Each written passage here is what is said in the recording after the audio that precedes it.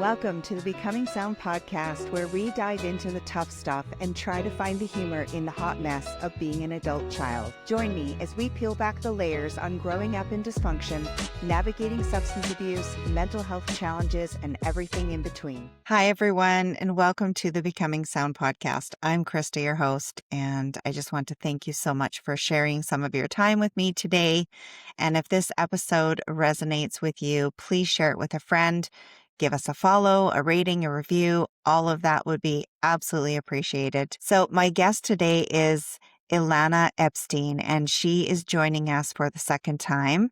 If you want to go back and listen to the first interview I did with her, it is in season 1. I think it's episode 21, and it's back in December of 2024.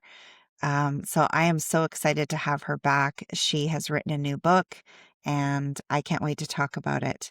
So Elana is a Reiki master, a yoga instructor, an intuitive guide, and now a recovery coach in Vancouver, BC. And her passion really lies in helping individuals find their deepest place of connection to themselves and their relationship to life as it is. Little did she know that her journey as a yoga teacher, a spiritual guide, and a student of Kabbalah was preparing her with the life skills that she would need to turn wounds into wisdom and pain into purpose when she needed it the most. Facing the unimaginable reality of watching her son struggle with addiction, and through her own recovery and writing her book, Today I Will Be Fearless, she found trust and certainty where most only find endless suffering and doubt.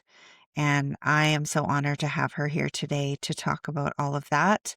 So let's get started with Elana. Well, it is absolutely lovely to see you here again. Well, I don't remember when the last time was. I was trying to think about time frame. It's so complicated. Over a year ago. Yeah. Okay. Yep. So, and I mean, lots has changed, I know, in your world and mine too. So I think it's time, and you have some incredible stuff to share with us. I have to show her new book, and it is like marked with all this stuff. Love that. I kept those little sticky notes beside my bed because I've been reading before bed, and I'm like, I gotta tag this because I want to ask her about that, or, oh, this is such a great quote. So yeah, I absolutely love the book. Of course, we're both moms of sons who have struggled. They're in recovery Yep. with addiction. And when you read a book like this, I mean, every page is like reading a lot of my own stuff. And it's absolutely beautifully written. And I think there's just so much wisdom in it. So yeah. So how are you doing? Thank you. That's so beautiful to hear. I'm doing so well. I mean, this book has been such a big deal. It's taken so much time and space out of my life. Yeah. But I'm now in the space where I can just sit back and I'm watching it and I'm having a lot of fun with it. And that's, a word I wasn't sure I was ever going to use again. I'm Yeah. going to have fun. So that feels fantastic. And, some Yeah. women like you, some people I'm talking to have had sticky notes, but a lot of people are saying they're highlighting the book. Oh, like And this, that's you like, mean? wow, I've done that. So to think that people are doing that with my book, it's like I You said, mean like that? like, honestly, Krista, it's such a moment because I really did have it in me a lot as you read in the book. I always knew I had a story. I always knew I was going to write something, but I had no idea what it was going to be. Mhm. And pretty quick, once Noah went into treatment and we knew he was sick and we needed to pivot, I knew I was going to widen my landscape of work. I knew my life was about to change and I was going to work in a different realm. Mhm. But I didn't know until about a year later when I broke my leg that, oh, you're gonna write your book. Here it is. This is what your book is. And, it's a testimony to how I live my life and absolutely how I practice recovery. Just take your time, Yeah. be in the space, listen to the wisdom, hold an Mhm. idea of what you want to see happen and do your work, but trust the process. Yeah. And it's easier said than done, right? It is. And honestly, just you saying that, it just brings up like for a question for me. This, I didn't have this written down or anything, but you were like that before you knew your son was sick. But because you had this light and you were teaching yoga and you were doing all this spiritual stuff already, you already have a heightened awareness. And now all of a sudden, like someone punches you in the stomach. What was that time like for you? Ooh, yeah. I mean, it's a good question, and it really it's in my book. There's a Hmm. chapter early on that expresses that I, on the one hand, was just like it's as if a veil was lifted and I just needed to take the steps and just arrive in the reality that was presented to us Hmm. so that we could get the next steps done to what our role to the best of our capacity was going to be in Noah's trajectory. However, once he was settled in and Hmm. safe and I knew that the professionals were taking care of him, that's when it hit me that my son is an addict. Never in a million years did I even consider that as an option when we were wondering what was going on. We didn't have addiction in our family, and it sort of made me feel like I was a fraud in this life, like I didn't know who I was anymore because how could I have a career of spending time, ruminating through the the what we appear, what appears and what is mysterious and what is being Hmm. revealed. How could I not know my son was really sick? Like, Yeah. how could I be the person I was at 50 something years later? I didn't know how I was going to live anymore. Not survive, but what was going to be the definition of me? What was the nuance with which I was going to live this life? So I was like, Mm. I'm a fraud and I'm going to let all that go because clearly I don't know Yeah. what I'm talking about. And it Yeah. devastated me, right? Like Yeah. I and I said that, like, if I was an accountant or if I was a painter or I mean, I should have known. That's what I said to myself. I should have Hmm. known. And I know a lot of mothers say that. I Yeah. should have known it's my child. How did I not know my child was sick? How did I miss this? But, as I wrote in the book, I went into bed and I had that cry, that primal cry I had never had before. Hmm. And once I surrendered to the reality that I was a fraud and I didn't know who I was and how I was going to live anymore, that's when that voice of, oh, okay, that's fair, but Hmm. it doesn't change reality. And one way or another, you have to go through this experience. You have to be a part of this journey for the rest of your life with your son. Are you going Yeah. to do that without these tools? Or are you going to do them with these tools? And that choice was yours. And once I heard that I had a choice, then I Hmm. made a conscious effort to make that choice and not look back. It didn't mean I didn't have hard, scary moments, but I knew what Right. was being asked of me. I Yeah, was ready. exactly. But Yeah. Yeah. Oh, I ooh, can resonate with that too. It's like everything you think you knew, um, kind of blows up and then all of a sudden you realize, man, there's a lot to learn here. There's a lot to go through and experience and what I thought I knew is sometimes that can feel like a failure, right? Like I think a lot of parents go through that. It's that whole realm of emotions that come up first, the guilt, the shame, what did I do to cause this? All of right. those kind of things, right? Yeah. How is that kind of a misconstrued or misunderstood concept when you're faced with this? The piece that thinks we what did we Yeah, like do the wrong piece good that, that changed it? yeah, exactly, that we're Mm. this all powerful Yeah, right. thing, I mean, right?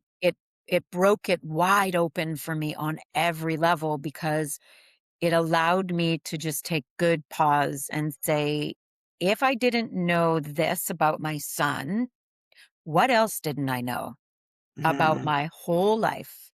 mhm. What else have I been repressing or denying or ignoring or lying to myself about? Where was I, oh, like feeling like, oh, I am all knowing. I know how to do this human thing. I can face Yeah, anything. And where was I willing to see that I actually, all I know is I know nothing. I actually know yeah, nothing and really surrender to that space that I really was practicing for so many years. I knew that I didn't know anything about the world except that which I was making into bringing into form. I was designing. I was creating a reality. And once this reality was given to me, which was pretty scary and felt dire, Mhm. I had to look at the past to see what my role had been, but I Mhm. knew it was telling me that I needed to learn something about what that was so that I wouldn't do that again moving forward. And Mhm. I remember my husband and I having a conversation early on. He's like, "Why are you looking back? This is not your fault. Nothing you did or didn't do would have stopped our boy from this experience." And although I knew that intellectually, I knew I had to look back and explore what I did and didn't do and what my role could or couldn't be so that moving forward with all of my children in all areas of my life, I would not make assumptions anymore. I Yeah. I would not fool myself into thinking things were okay when I really knew they weren't anyway. Like I Yeah. Can you I mean, can you explain that a little bit? Because it's easy to say, and I know a lot of people who are faced with loved ones in addiction, and not just moms, but other people who love people in addiction go through this too. And what does that actually look like when you ask yourself those questions? Like, what do I need to know? Like, what is my role? What does that actually look like? Because that's a really tough thing for people to do. And if you have not done any of the step work in your life or understands it, this is kind of like a step four, taking inventory of who you've been, who you are, your different characteristics, positive and negative. But what did that look like for you? What was that process? yeah, I mean, that's when I really started to pause my life because I realized I had been living a long time without knowing, of course, in the Hmm. idea that I wasn't really meeting life as it was. I was putting a lens on top of a reality that was allowing me to think that I was living life as it was, but I was really living life as I wanted it to be. I really Right. was. I was I wanted to believe everybody was okay and everything was okay, and that I was parenting with the best of my ability, and that my kids, would come to me if trouble started, and that we would be this welcoming, open family that could handle any storm. Mhm. And in the end, Krista, we were. Like, we Yeah. are. But when things were not okay, I was bypassing. I was bypassing things that weren't okay because I was telling myself they were or they would be, which Right. again, not a lie, but I didn't possibly put some tools in for my son and for me about how to be a more awakened human being to reality in the moments that they showed up. I needed crisis to say, "Hey, you're doing some things wrong and now there's nothing you have to do. Just keep going inside. Just keep looking inside." So by the time I got to step 4 where I was taking a good long look at my inventory, I had already really been doing that Mhm. because I was so curious about what, if any, my role was so that I could anchor it in for the future Mhm. in whatever would come. I was looking at the illusions I built Yeah. and versions of myself that I built and the versions of the people that I love. Mhm. How Yeah, that's did so that true. happen? How We Sorry, go ahead. No, I was like, how does that help people to keep them in the version of the illusion you have? Yeah. What is that? I mean, it ripples into all of our relationships, right? Not just the one who is suffering. But do you think in the absence of that awareness, that's where the controlling and the fixing and all those needs that especially mothers have or think that that's our job creep in? Yes, look, we're all doing the best we can, and it's Mhm. very complicated, and we don't have a blueprint. And we come from a space that taught us that being a mother looks this way, Mhm. feels this way, and it's very, very nuanced. And I learned some things about how you show up to love in a specific way that in for the most part I cherish and I wish this on everybody. Mhm. However, it didn't equip me to see clearly what reality was. Now, I don't take full responsibility for that alone because my son didn't want me to know. He Right. he didn't know himself. Yeah. right? They often don't. When they start down this road, they don't know where they're headed, and they think they've got it under control. So Hmm. so we go along with that, and we tell ourselves we're in control of this family. We hear this. The mother is the rock. She holds everybody together. Hmm. Without her, everything would fall apart. I mean, we tell people this in society. So when things break down, what choice do we have but to say, I guess I had a big role to play in this. Like we're Yeah. being prompted for that. Um, Hmm. and I learned very quickly, like the language in recovery, which I love, the 12-step language, the language in the rooms, it is the same language as the tools I had been learning for 20 something years before. It was the same thing like that. When you're like that Yeah. little grimace of yours and like grin of, oh yeah, I really, I knew it. And it was this like almost this cosmic joke of, you thought you knew this, like you had these tools. How Yeah. you just didn't know where to apply them. Yeah. You know, Yeah. you It's the didn't know how to make sense universe's of way them. of saying, excuse me, but I don't think you know. You don't know what you know, right? Like, 100%. yeah, it's like an awakening. I have that kind of brings me to I have this little quote that you had in there. I have to find it because it totally touched me. Okay, this is from chapter 13. My son's self-destruction reflected how I abandoned myself. When I read that, I was like, I could not have put that any better because I don't believe in accidents and coincidences and stuff like that. I think we divinely are put in these places and these situations for a reason. And I would not have been able, I would not have been able to see myself the way I was able to finally see myself if my son hadn't presented that situation to me. Uh, Yeah. and I have so much compassion for that. Like I have so Hmm. much compassion for the mom that has to learn that in this way. And I I too, like you, believe in the divine energy of all of this. Whatever the words are, you want to call it God, Yeah. you know, Whatever. whatever the words are. And I just spoke to a mom. I just was, supporting a mom this morning who her son is 19, and she said, I know this is supposed to be happening for both me and my son. And that Mm, that was the instinct I had the minute this happened. I didn't know what it was going to look like. And I yeah. didn't know that I was going to look at my son and in all the ways, like I said, how he had abandoned himself, and begin to unravel the ways I had done that to myself as a woman, as a wife, as a Mhm. mother, as a friend. Holy cow. As a family member, like I too was denying my feelings and my emotions and masking them.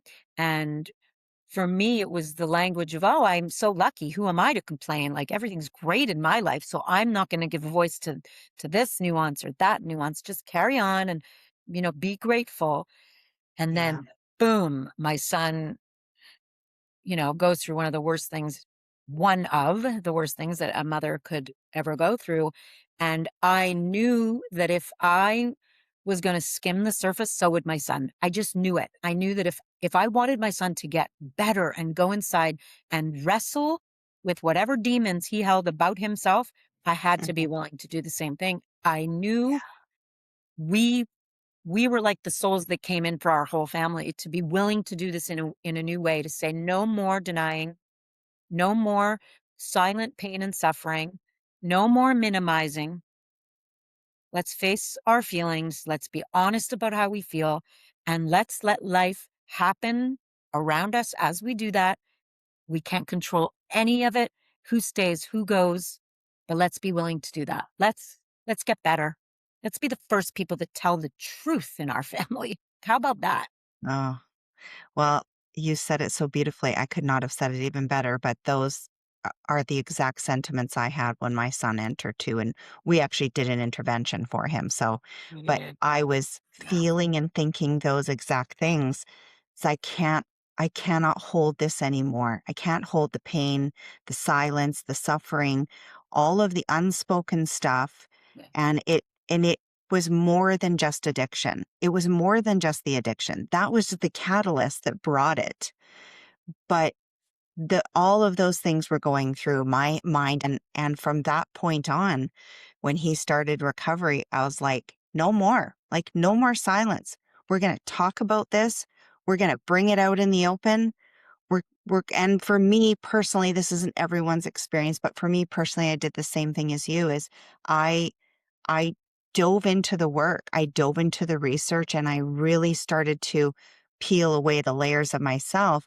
And I ended up doing the podcast so I could talk about this stuff. So I could, like, Yeah. you spend so many years silent about so many things, that it's like once you open that door, it just wants to flood out.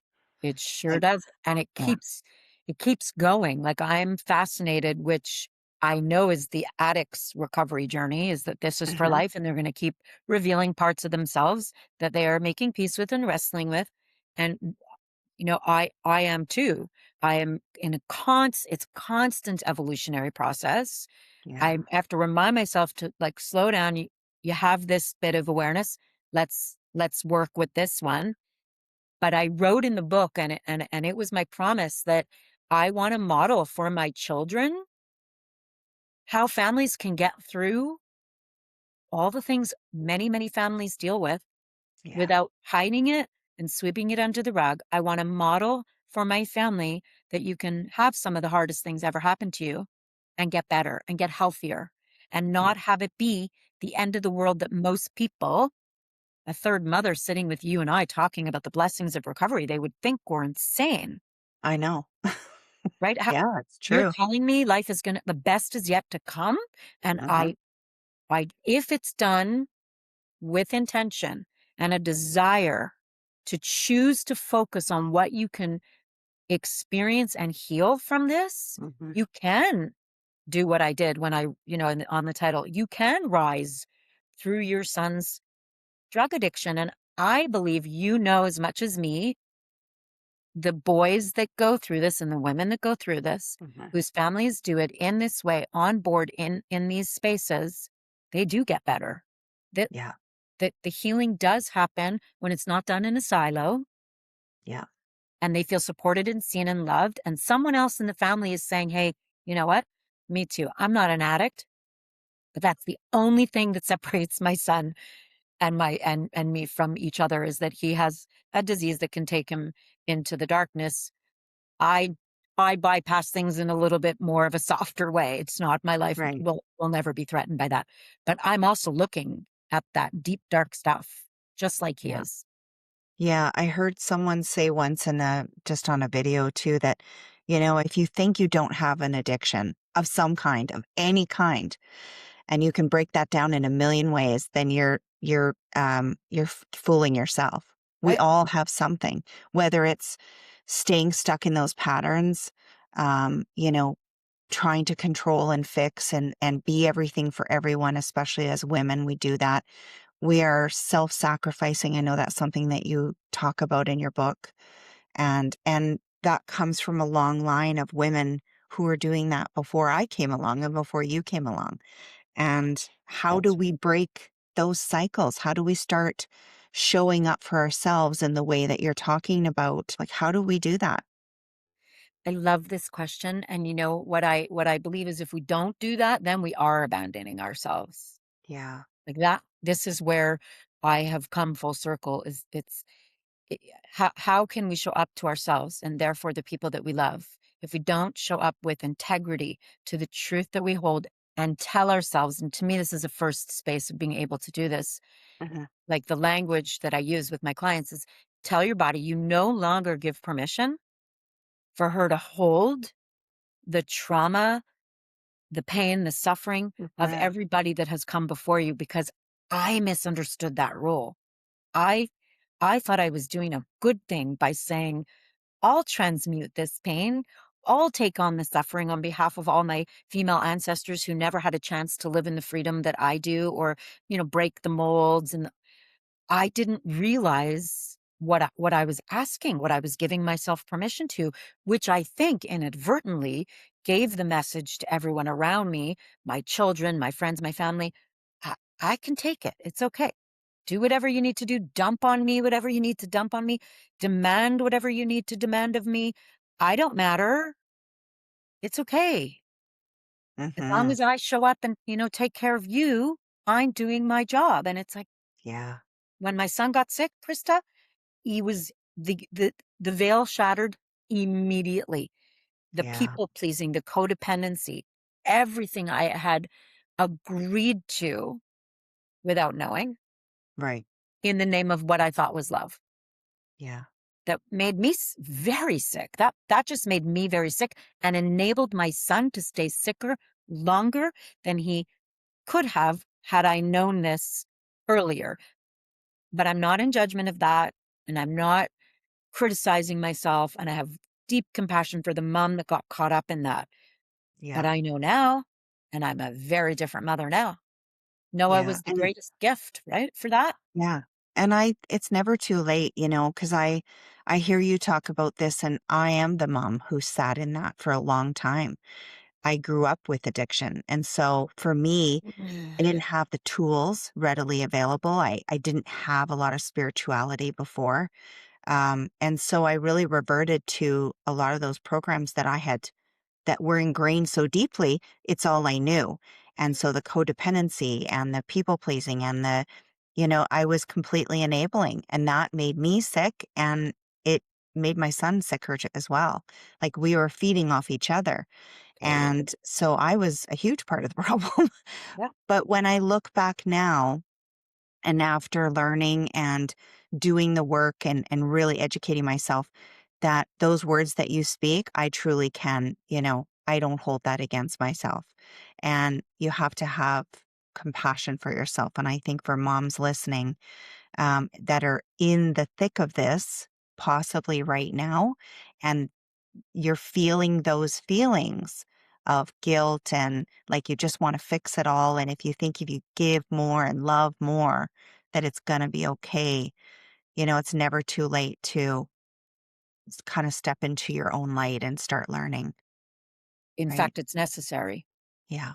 Or we perpetuate the same things that we did, thinking it was a definition of love, thinking it was what being a mother asks. And if your Yeah. kid isn't an addict, maybe some of that is okay. But Hmm. I actually I have two other children and they're not addicts, and I don't think those behaviors are good for them either. They don't need that kind Right. of mother either. They need a stronger mother with better boundaries and more faith and trust in my kids' capacity to make choices, see that there are consequences for their Hmm. choices and their actions. I never gave Noah a consequence, so I didn't do that till he was in recovery. I didn't either. I didn't. Boundaries were like loosey goosey, like What's a boundary? exactly. I didn't have any, and I write that in my book, right? It became Hmm. clear we needed better boundaries, and then I was like, actually, we needed boundaries to begin with. Never mind Period. better Yeah. boundaries, right? Yeah. So I have so much compassion for that mother who wants to do this work, and I would say that one of the very best places to start is to say, where did I learn? Like, if you don't want to judge yourself and you don't want to get caught in that undertow Hmm. of pain and suffering and judgment and criticism, which we do enough of anyway as mothers, Yeah. Oh, yeah. let's be honest, we all look at families or problems in society and went, well, what happened in that family? Like, what kind of mother did they have? I'm sure I had those thoughts before Noah got sick, Oh, but yeah. I have heard people say that, like, well, someone's doing something wrong and they're like, oh, where is his mother? Where is right. her mother? Right? And there's such a message behind that. Those little words is powerful. And we take those on. Yeah. We absolutely take those on.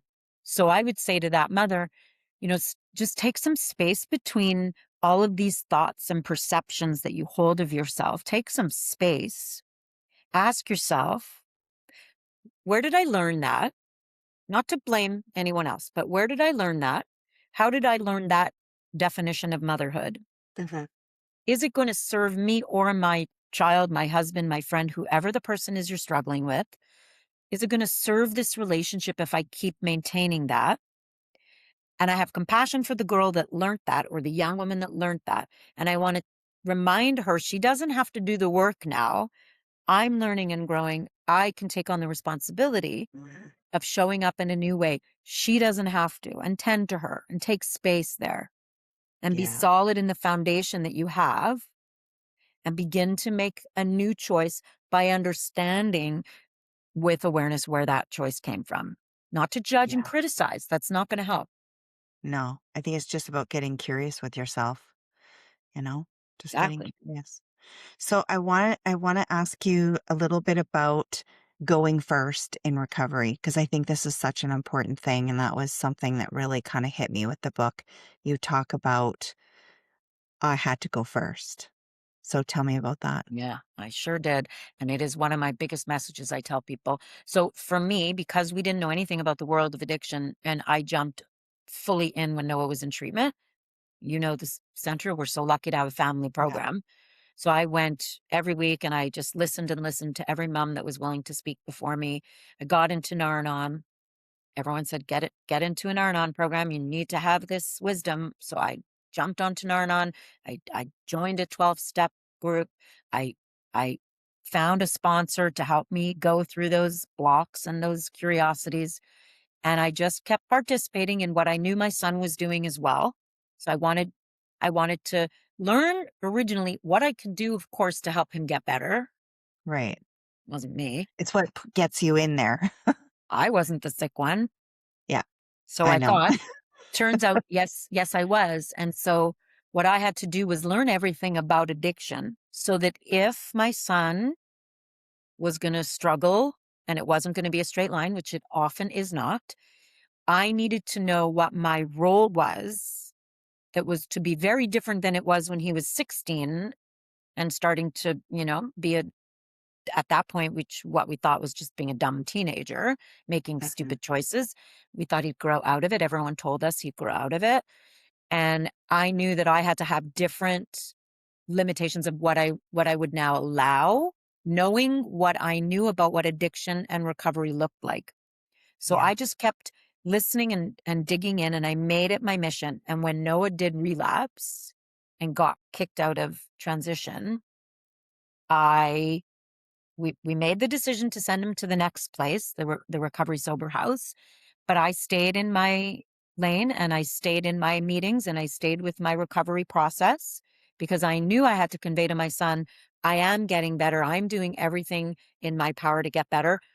I don't know what you're capable of, but if I don't take this on as a part of my family system, what is the Mhm. likelihood that he would? If Yeah. if he was continuing to run the show and just watch his parents meet him in every frequency he chose to be in, Yes. what message was it that he was going to have to work even harder to get better? And every relapse, which he had a few of, which I now know Krista wasn't a few relapses, it was a frequency of relapse Okay. that lasted for a few months. Mhm. Um, and at one point I started to see that he wasn't making the choice to be in recovery. And I was. And he saw and he heard the language and he knew that I just kept saying, you need to talk to your people about that. You need to talk to your sponsor about that. I don't know what your step work looks like, but this to me doesn't look like healthy step work. So I don't have an answer to that question. I'll call you back. I'll call my Mhm. sponsor. I'll talk to your dad. I need to sit with this one. I never spoke like that before to Noah. So I was Yeah. Language gaining is powerful. so powerful for both of us, right? I Yeah. meant it. I was in my frequency of pause. I don't know what the right thing is to do. I never really did, but I thought I did. I don't want to do that again.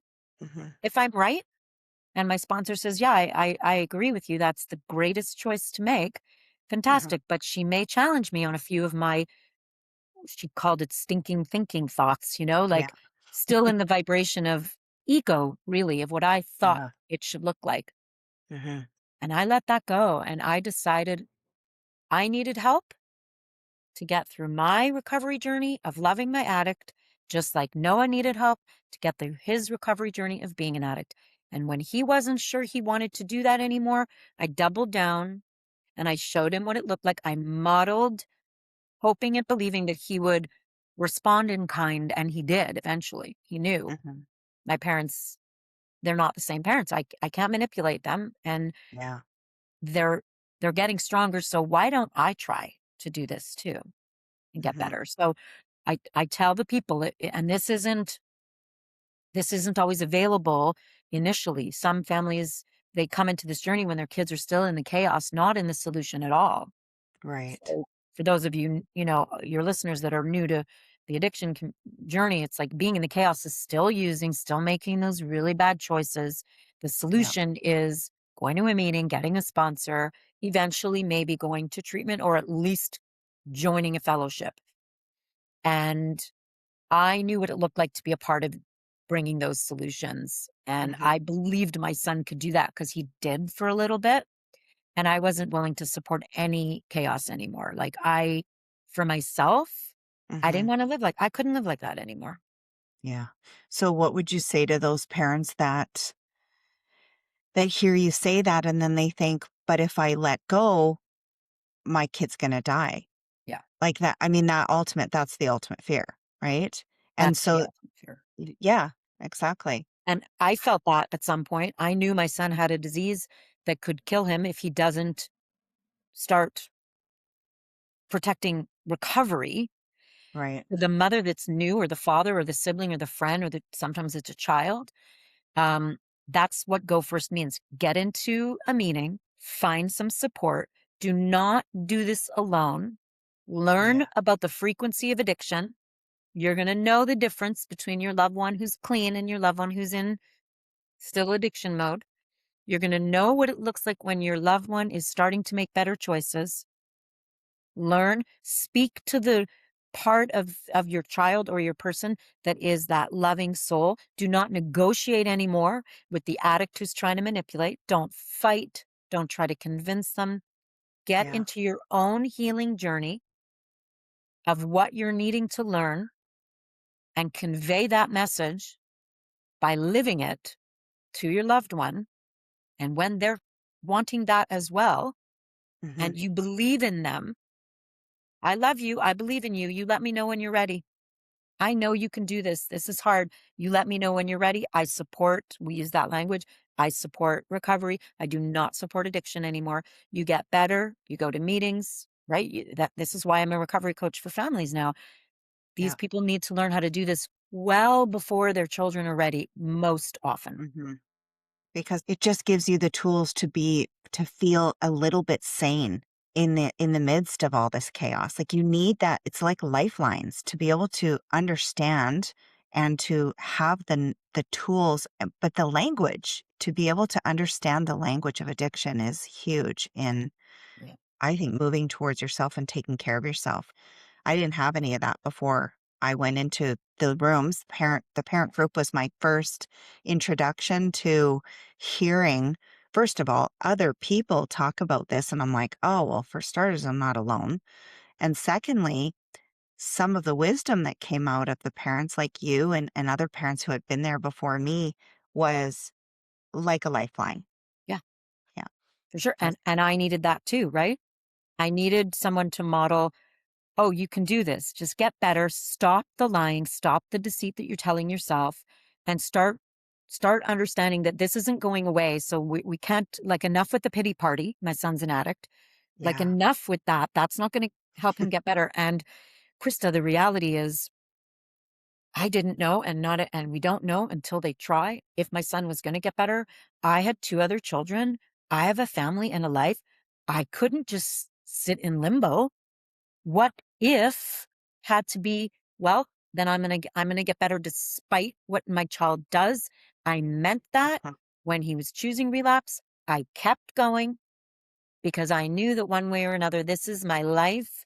I can't wait. If we wait, we might be waiting forever.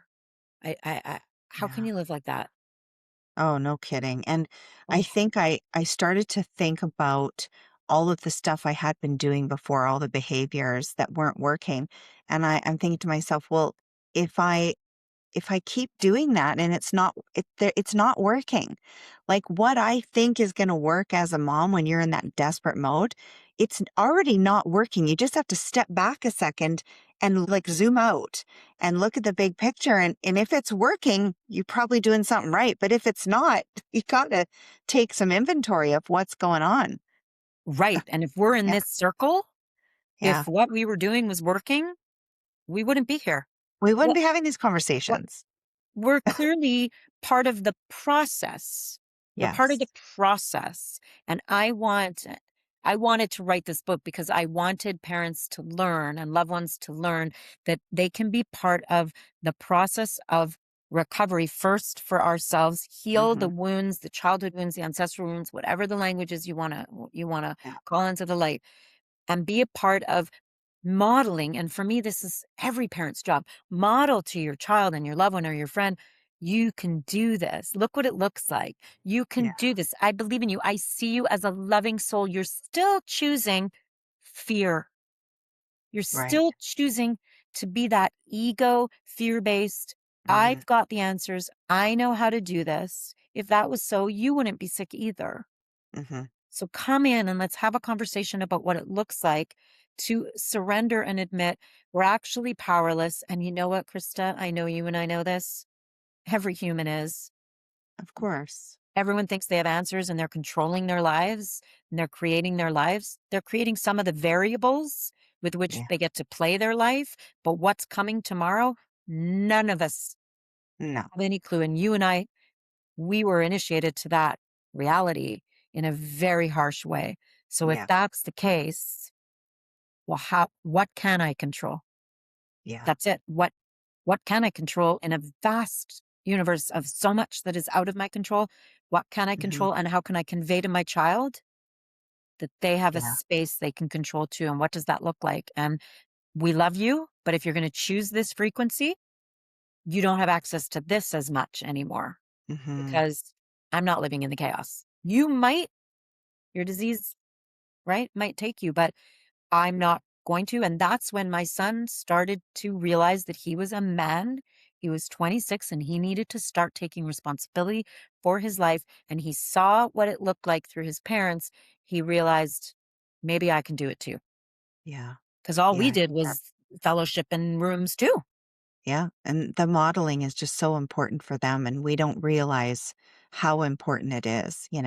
My son and I stayed stuck in this struggle and this cycle going around and around with each other for years. Years. And nothing was coming of it. All of the worry and the nights that I wouldn't sleep because I thought the phone would ring. Is my volume up enough? Am I going to hear? All that stuff never served him and never served me.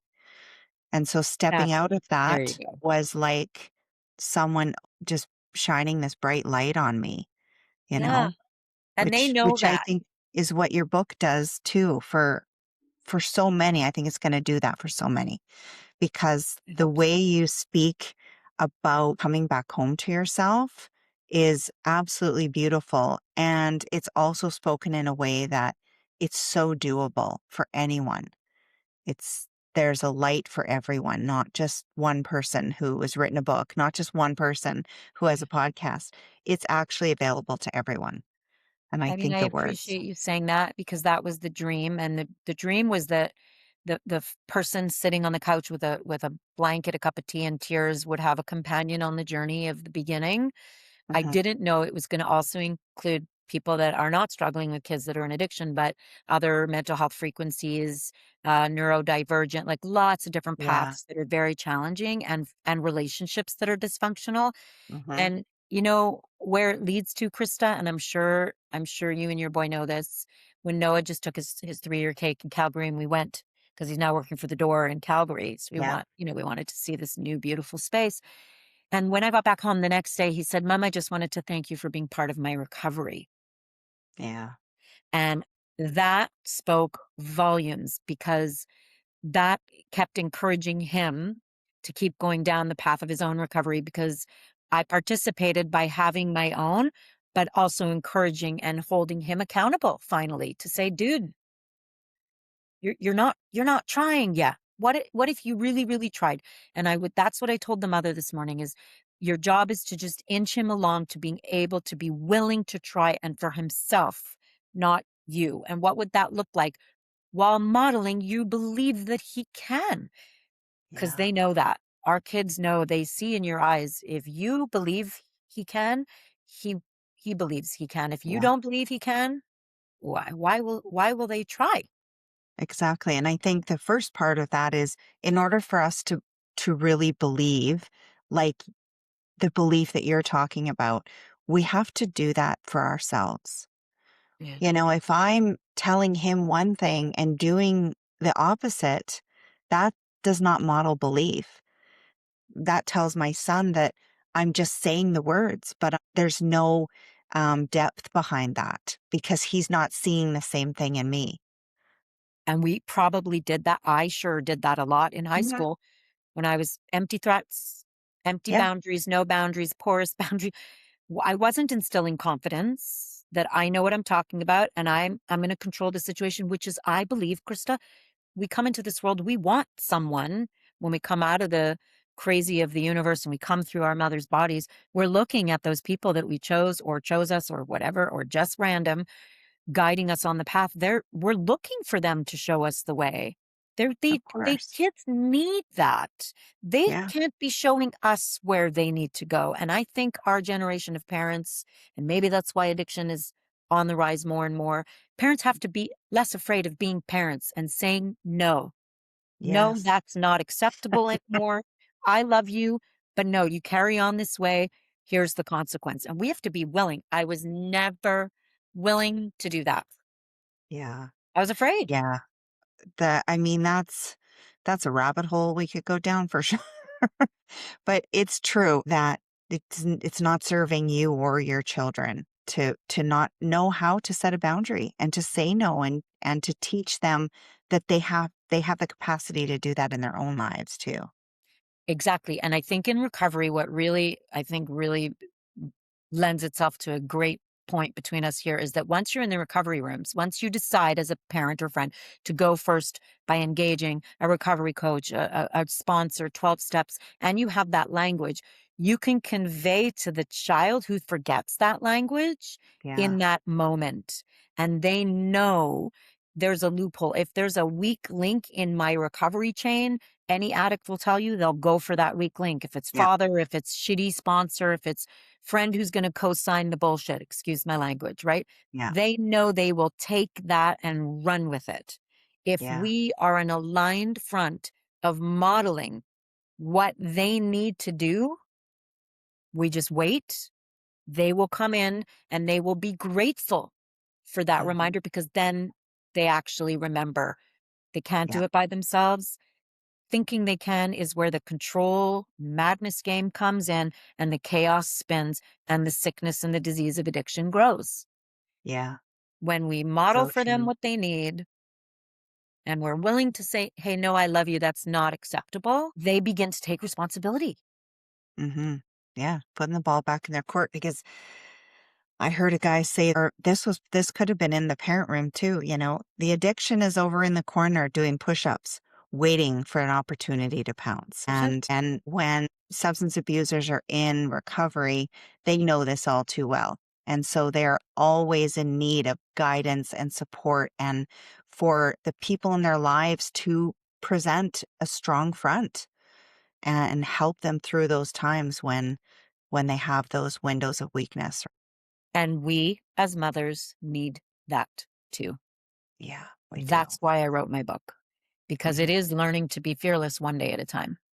Because it Yeah, is hard. You have to say and do some things as a mother that come up against all those other spaces. So we yeah, need to call our person and say, this is what's happening. I feel out of control.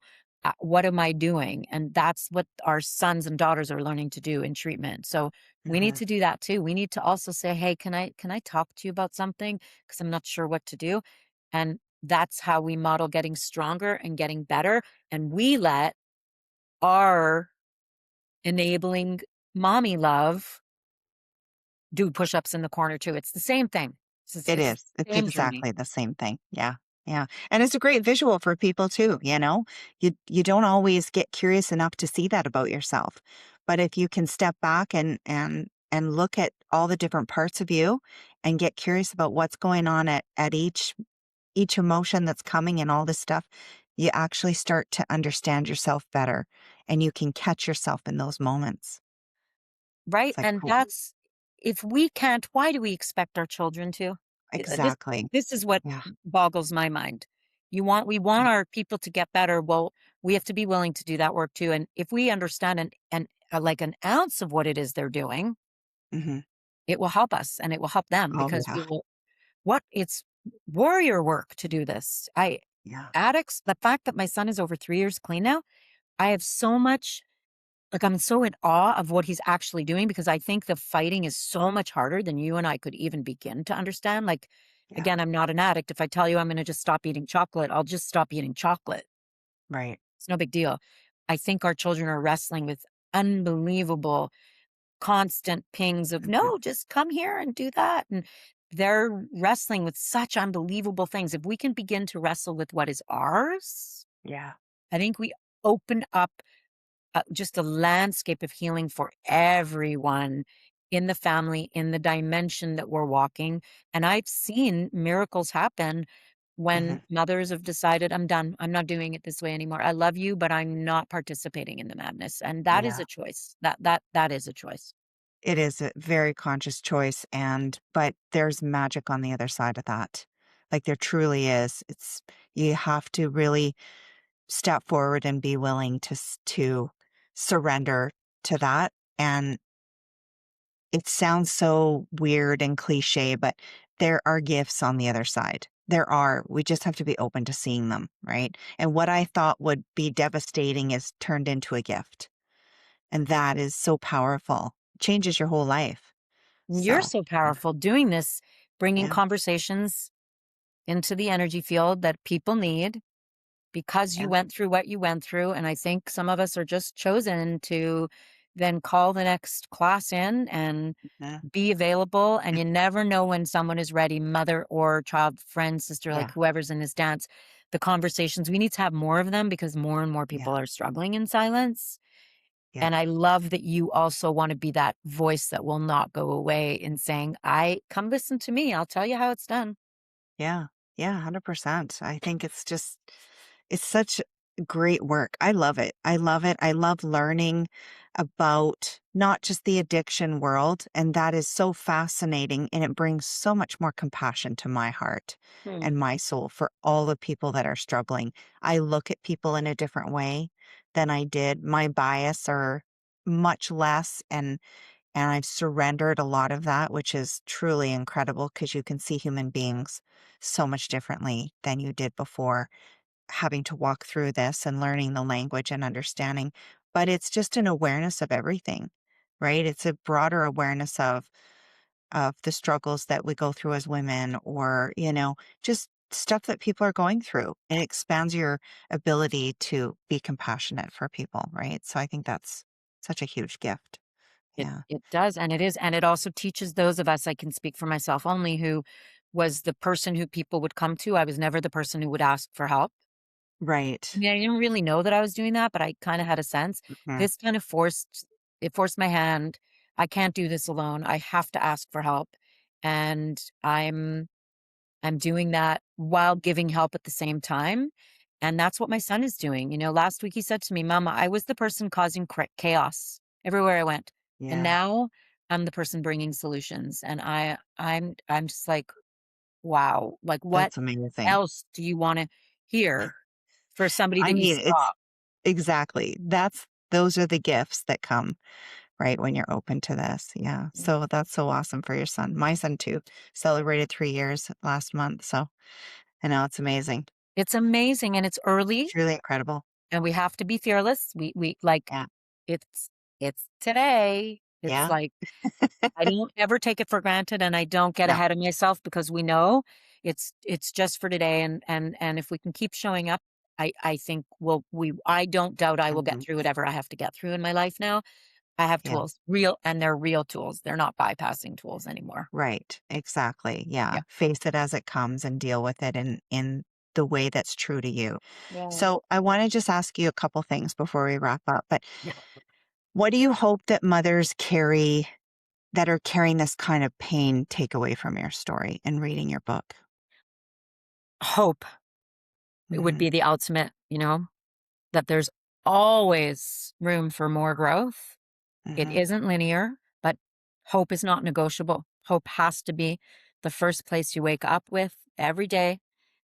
Be willing to be shown, be willing to look in the mirror, take the flashlight off your beautiful loved one who's been suffering and turn it on yourself and begin to make room for the miracles. Like that's really what I want people to know and to remember they're not alone.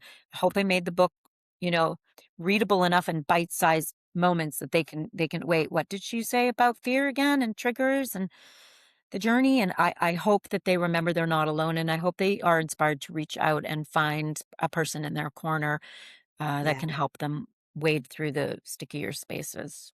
Yeah. That's Yeah. beautiful. And so I don't know if you do this, but I know you have like a little thing at cut near the end about 7 weeks to transformation. Now, I know you coach people in this realm too. So is that something that you work with? Is that kind of a process that you offer? Yeah, I mean, I work with people in the addiction recovery realm, but I also have a strong spiritual practice of energy work and Reiki that really brings a good balance into the week because it can be a lot, as you know, Yeah. like having only Yeah. conversations and most of the people I talk to are not in the like joy yet. They're in the That's right. chaos, trying to Yeah. find the right next step. So absolutely. All of the tools I write in this, although that 7-week process, and currently we're actually in it. We're in the second to last week of that 7-week process. So you can Oh, imagine okay. I'm deeper in it this year than I was last year.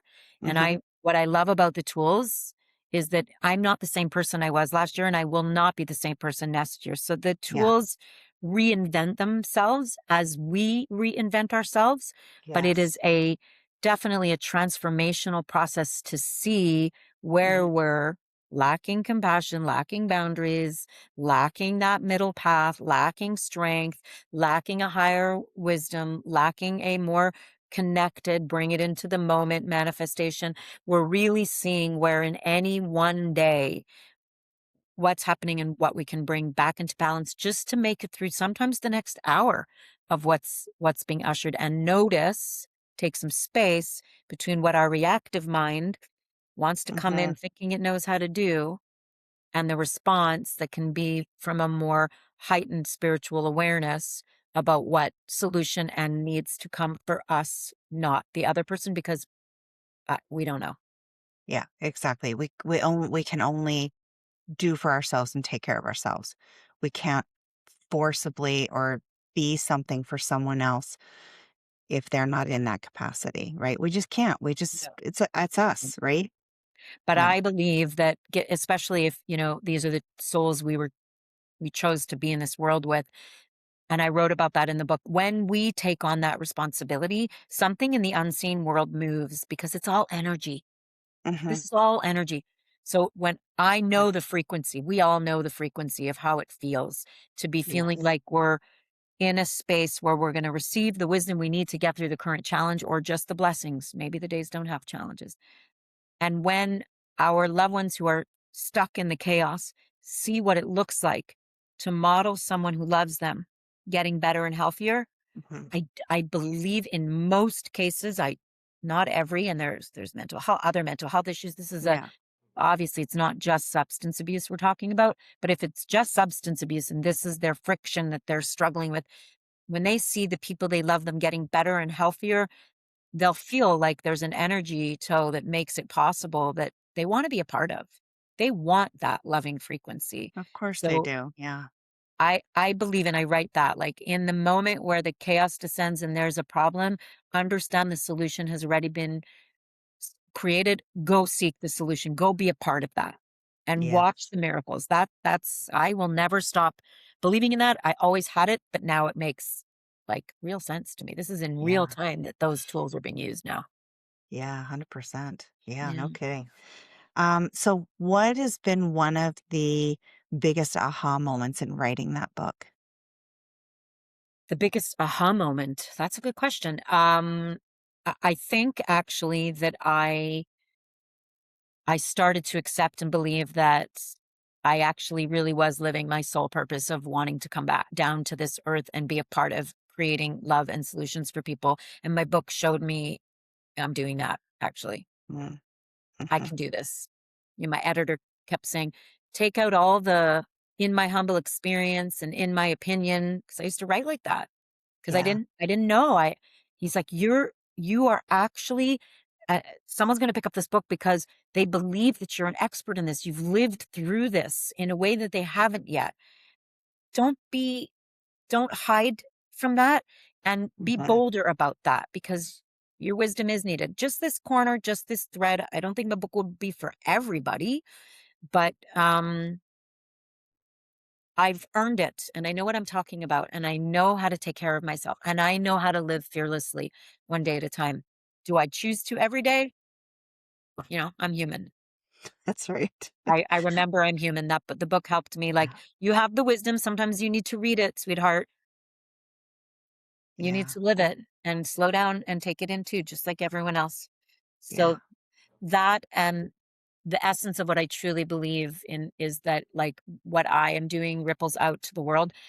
And I wrote that in the book. I'm really seeing that coming out into real time. So I needed to write the book. Like I needed ego get out of the way. Like we have a mission. Let's just do this Yeah. and let's watch where she goes now. Oh, that's incredible. And I'm so glad that you did it. I think it's a great book and there's just so much wisdom in it. And if you don't have to be going through something like this, like an addiction, to pick the book up and read it because I just some of the messages are just so universal to anything that could be going on in your life, right? And so thank you so much for doing that. So where can everybody find you? So mostly on social media, on Facebook and Instagram, just my actual name, Elana Epstein. I do have a website where it talks a little bit more about what the sessions are that I offer, a little bit about the Okay. recovery coaching and the spiritual energetic sessions, which I do in person and online. Actually, I never knew the work was going to be online, and that it actually translates, and it does. It does, yeah. And then, my email address and just not to hesitate to reach out because one conversation can shift so much. And we all know that. Yeah, 100%. Where can they find your book? They can find it on Amazon or the And link or is it through my through your blog. website as well? Through my website is the link. Okay. Yeah. Yeah. Okay. Yeah. Awesome. Yeah. Well, thank you so much for coming on and sharing again about your beautiful journey. Honestly, it's very inspiring, and Thank you. I know we know a lot of the same moms from the parent group, and a lot of people are talking about it and giving Mm. it a lot of praise. So that's amazing, and I hope you sell millions of copies Thank because you. we all know that this Mm. is so needed in the world, Yeah. Yeah. so needed in the It world. More really is. information, more books, more just something for people to grab onto and for Yeah. hope, right? So thank you Yeah. so much. More conversations, Krista. So thank you for Yes. making that possible because I truly believe every time we have a conversation, somebody hears something they didn't know they needed. And that's what we know. We're just like one conversation can set so many domino effects out there in the world and the Yeah. butterfly effect, whatever you want to call it. So we all need to keep having these conversations. So I want to thank you for, making it possible for all of us and everyone that you're calling in. You've been doing great work. And that's why Thank I'm like, you. hey, let's do this again. This was I just a know. dream when we talked last. And now she's a real book. So Yeah. miracles happen, everybody. Like stay Yeah. close to that frequency and make space and just see what your own heart is telling you is in the way of believing that anything is possible. We've got to clear away the blocks because I know anything is possible. And when we show up to clear away the blocks for ourselves, we can be more available to the ones we love. Yeah, I agree. And just a little, it's not a quote, but just something from your book is like, don't give up too soon, right? Like Don't give up don't give up too soon before because the miracle happens. that's right before the miracle happens because it's coming. So thank you so And much. if it doesn't come tomorrow, you might feel better getting through another day. That's Exactly. like And that that's is a miracle. right. Right. That is one. Thank you for getting this. Just that one moment in time that you feel better is a beginning. So, yeah. I love that. Thank you for a great my dear. conversation. Yeah. Beautiful. Again soon, I hope. Wishing you well. Me too. Thank you. Thank you for joining me today on another episode of Becoming Sound. If this episode resonated with you in some way, please share it with someone you care about. And don't forget to hit the subscribe button. It helps to get this information out to more people who may need it. If you have a sec, I would love a follow on Apple Podcasts and Spotify. While you're there, hit the 5-star rating and give me a review. When you're scrolling, follow me on my social platforms, and I would love to hear your comments and feedback. Have a fabulous day, lots of love and gratitude from me. Please note, the views, information, and opinions expressed during the Becoming Sound podcast series are solely those of the individuals involved. The content of this podcast is to educate, inform, and for entertainment purposes only. This podcast series and the content presented does not constitute for medical or other professional advice or services. If you are in crisis or in need of help, please contact your medical or professional provider.